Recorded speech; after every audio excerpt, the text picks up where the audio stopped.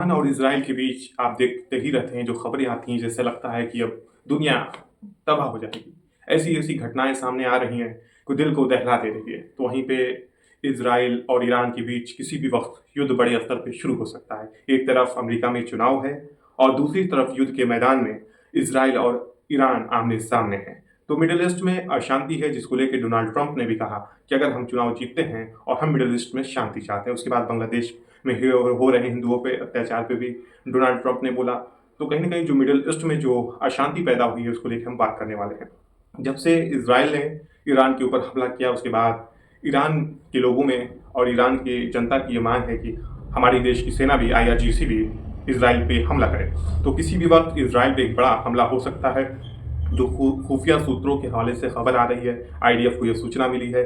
America के भी जो गोपनीय सूत्र हैं, अमेरिका को भी ये भनक लगी है कि ईरान किसी भी वक़्त हमला इज़राइल पे कर सकता है। तो इज़राइल की सुरक्षा करने के लिए अमेरिका अपने बी-2 बम्बर और आधुनिक हथियार से लैस तमाम फाइटर जेट को मिडल ईस्ट में तैनात कर दिया। उसके बाद एक तरफ रशिया है जो ईरान का सपोर्ट कर रहा है, उसके बाद चाइना है, उत्तर कोरिया है, ऐसे जो देश हैं वो ईरान को सपोर्ट कर रहे हैं। इसलिए नेतन्याहू जिस तरह से युद्ध का दायरा बढ़ा रहे हैं, एक तरफ हमास, दूसरी तरफ हिज़्बुल्लाह, तमाम ऐसे जो संगठन हैं, उसके बाद जो युद्ध का दायरा है दिन पे दिन बढ़ रहा है। लेबनान में आप देख सकते हैं, तो युद्ध का दायरा जो बढ़ते हुए जो तमाम देश के लोग हैं, काफ़ी चिंतित हैं।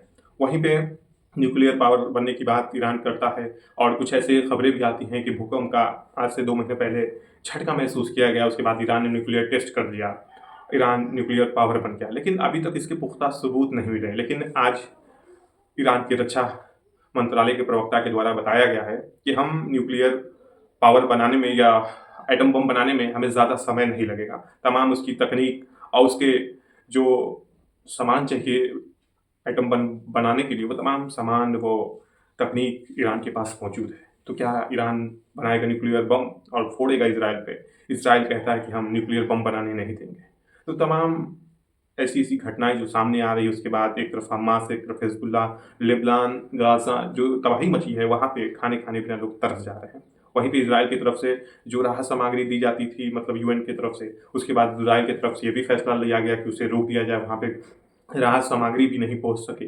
तो इज़राइल के जो प्रधानमंत्री हैं नेतन्याहू, उनके ऊपर भी दबाव वहाँ की जनता का भी बन रहा है कि आप युद्ध विराम कीजिए। लेकिन नेतन्याहू की ज़िद के आगे उनके सैनिक भी हार जा रहे हैं। जो भी सैनिक हैं, साल भर हो गया लगभग युद्ध चल रहा है। सैनिक भी हार मान जा रहे हैं। उनको था कि जो बंधक थे उन्हें हम छुड़ा लेंगे, उसके बाद ये युद्ध विराम हो जाएगा। लेकिन इज़राइल तो अपना बंधकों को छुड़ा नहीं पाया और युद्ध विराम भी अभी तक नहीं हुआ। जो सुपर पावर बात करता है अमेरिका, वो भी युद्ध नहीं रोकवा पाया।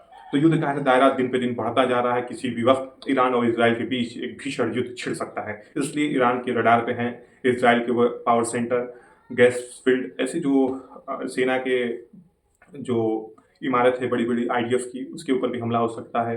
तो ईरान किसी भी वक़्त हमला कर सकता है, इसलिए इज़राइल भी अपनी सुरक्षा में आयरन डोम जैसे तमाम आधुनिक हथियार को मतलब लगा रहा है कि अगर ईरान हमला करता है तो उसे हम इंटरसेप्ट कर लेंगे।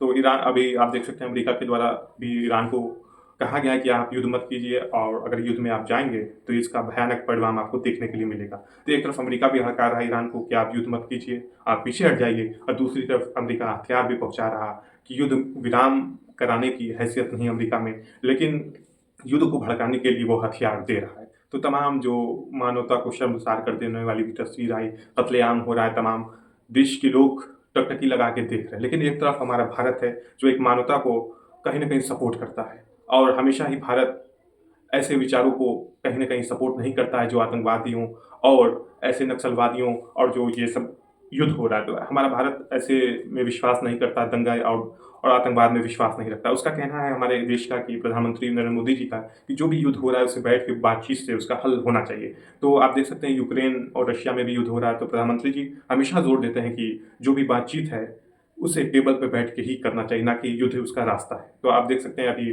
भारत और चीन के बॉर्डर पे तमाम मनमुटाव थे, जो तस्वीरें सामने आ रही थी, लेकिन भारत के प्रधानमंत्री नरेंद्र मोदी जी ने उसका हल निकाला। उसके बाद चीन की सेना पीछे हटी, उसके बाद आज शांति का माहौल है। दीपावली के दिन भारत और चीन की सेना मिठाइयों का आदान-प्रदान हुआ।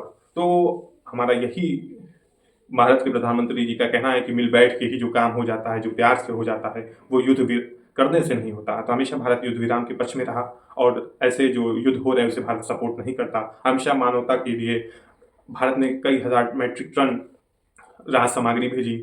तो ईरान इजराइल के बीच किसी भी वक्त युद्ध भड़क सकता है, इसके बारे में हम आपको बता रहे थे। नेक्स्ट वीडियो के साथ फिर मिलेंगे। धन्यवाद।